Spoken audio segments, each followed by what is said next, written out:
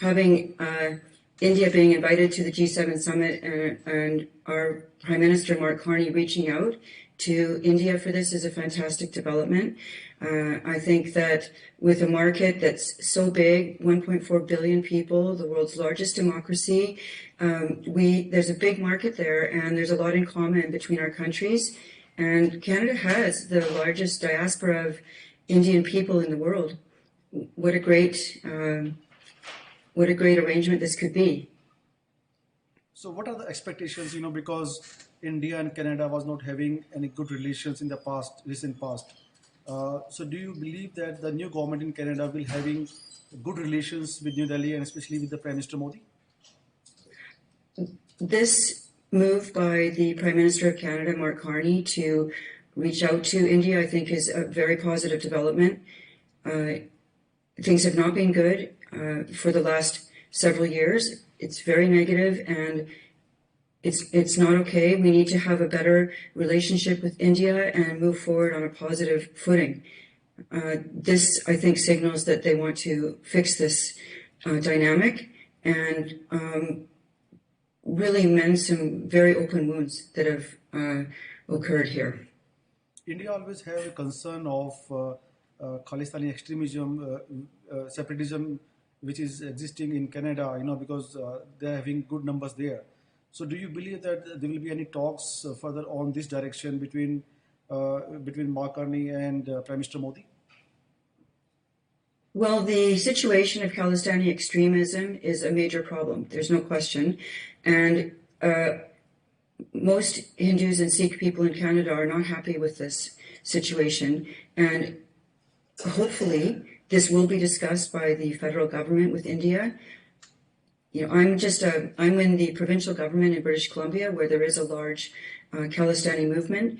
It's dangerous and scary for a lot of people, and it's time that this be dealt with firmly. And I hope that this will be discussed in meetings between Prime Minister Mark Carney and India in the G7 meeting. Great. There are many Indians in Canada, those who are demanding, to have a memorial for the 1985 air bombing Kanishka bombing in Canada, especially in the British Columbia. So how do you see this development, and do you believe that this will help to fight against extremism and terrorism? What I think it will do is bring attention to this issue. Remember, this bombing happened, this terrible bombing happened back in 1985 when so many people don't even really remember what happened.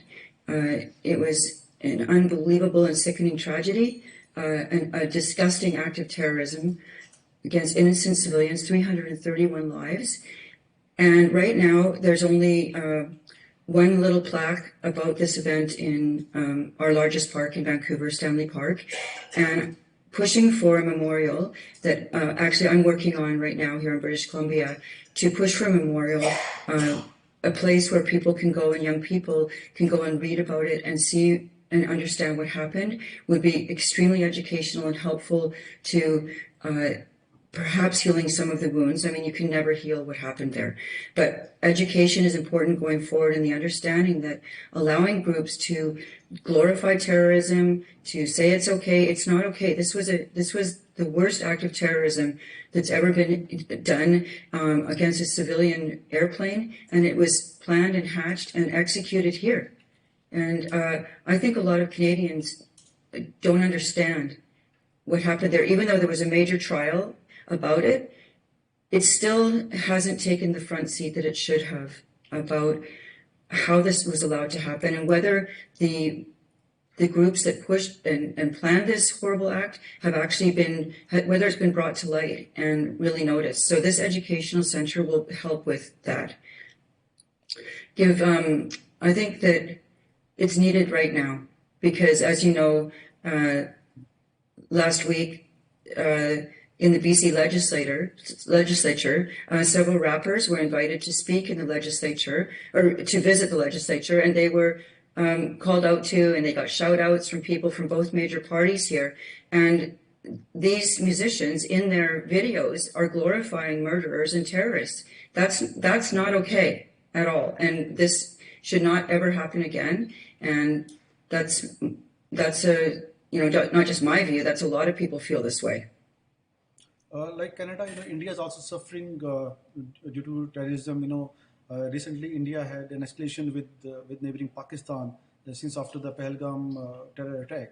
So, do you believe that this visit of Prime Minister Modi in Canada, as he's participating in the G7 summit, there will be a close talks on eradicating terrorism between both the countries? Well, obviously, I can't say what they'll be discussing, but I would imagine that this is going to be top of mind for Mr. Modi and for Mr. Carney. And I can't imagine that this issue would not be addressed between these two leaders. The attack on the tourists in Kashmir was sickening, and Canada has to take a position on these kinds of things and deal with this. And I'm hoping this will be on the list of items that they deal with, and I'm sure it will be. How do you see the relations between India and Canada after the visit of Prime Minister Modi in participating at G7 summit? I think the relationship will be improved, and it will be exciting to have the two leaders meeting. I'm an optimist, and I always believe that meeting and doing things like this reduces barriers, and it also brings to light that Canada needs to have a positive relationship with India. This is great news. And, India, what a great country to have a trade arrangement with. Educated population, brilliant people, motivated people, a democracy, and such a gigantic market. Canada could do nothing but benefit from having a positive relationship with India, and I hope that the talks between Mr. Carney and Mr. Modi are positive and look forward to an increased relationship between us. As I said before, we have the largest diaspora of Indian people in our country, and I believe a large part of that is right here in British Columbia. So it would be exciting, and I think it would give a lot of people hope and establish positive ties.